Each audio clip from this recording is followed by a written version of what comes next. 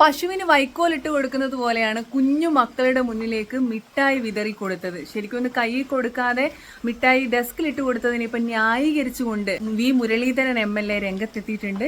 അദ്ദേഹം ദേശാഭിമാനിയുടെ നെഞ്ചത്തോട്ടാണ് കയറുന്നത്. ദേശാഭിമാനിയുടെ ക്യാപ്സ്യൂൾ കൊള്ളാം എന്നൊക്കെയാണ് പറയുന്നത്.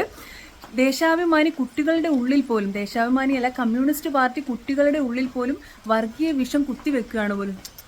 എന്താ അല്ലേ പണ്ടൊക്കെ ഈ സവർണര് വീട്ടിൽ പണിയെടുക്കാൻ വരുന്നവർക്ക് കുഴി കുത്തി ഇലയിൽ കഞ്ഞി വിളമ്പി കൊടുക്കുന്നതൊക്കെയാണ് എന്നെ ഇത് കണ്ടപ്പോൾ ഓർമ്മിപ്പിച്ചത്.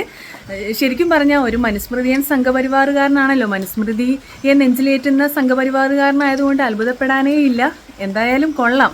ഈ മനുസ്മൃതി എന്ന് പറയുന്നത് തന്നെ നമുക്കറിയാലോ, നായർ, നമ്പൂതിരി ഇവരിൽ താഴോട്ടുള്ളവരൊന്നും മനുഷ്യരല്ല.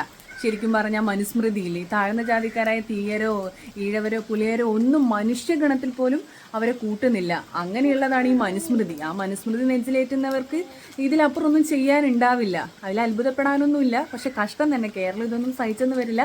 കമ്മ്യൂണിസ്റ്റ് പാർട്ടിയെ ജനം ഈ തെരഞ്ഞെടുപ്പിൽ ചൂലെടുത്ത് അടിച്ചിറക്കിയിട്ടും CPM-കാർക്കും അതുപോലെ തന്നെ CPM-കാരെ പിന്തുണയ്ക്കുന്നവർക്കും കണ്ണു തുറന്നില്ല എന്നൊക്കെയാണ് MLA പറയുന്നത്. കഷ്ടം തന്നെ. CPM-ന്റെ നെഞ്ചത്തോട്ട് കയറാനാണ് ഇപ്പോഴും MLA-ക്ക് സാധിക്കുന്നത്.